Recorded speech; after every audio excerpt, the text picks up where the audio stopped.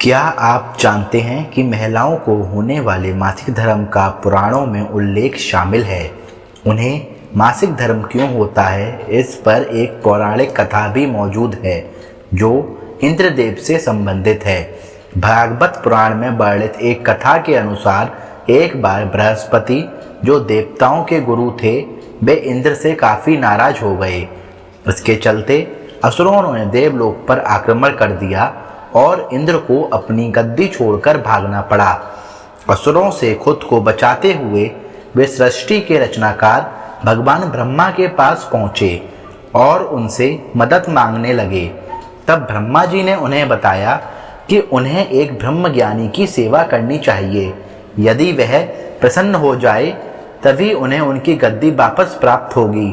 आज्ञा अनुसार इंद्रदेव एक ब्रह्मज्ञानी की सेवा में लग गए, लेकिन वे इस बात से अनजान थे कि उस ज्ञानी की माता एक असुर थी।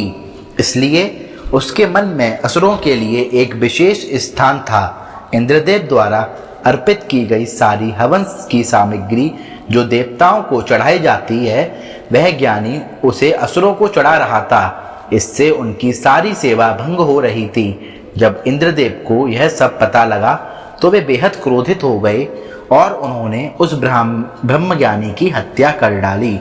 एक गुरु की हत्या करना घोर पाप था, जिस कारण उन पर ब्रह्म हत्या का पाप आ गया।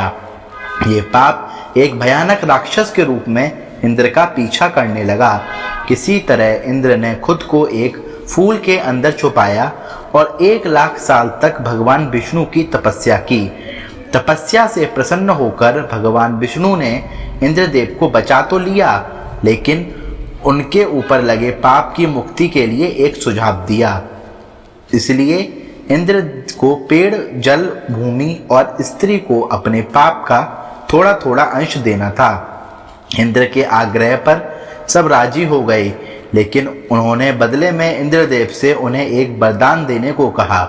सबसे पहले पेड़ ने उस पाप का 1/4 हिस्सा ले लिया, जिसके बदले में इंद्र ने उसे एक वरदान दिया। वरदान के अनुसार पेड़ चाहे तो स्वयं ही अपने आप को जीवित कर सकता है। इसके बाद जल को पाप का हिस्सा देने पर इंद्रदेव ने उसे अन्य वस्तुओं को पवित्र करने की शक्ति प्रदान की। यही कारण है कि हिंदू धर्म में आज भी जल को पवित्र मानते हुए पूजा पाठ में इस्तेमाल किया जाता है। तीसरा पाप इंद्रदेव ने भूमि को दिया। इसके वरदान स्वरूप उन्होंने भूमि से कहा कि उस पर आई कोई भी चोट हमेशा भर जाएगी। अब आखिरी बारी स्त्री की थी।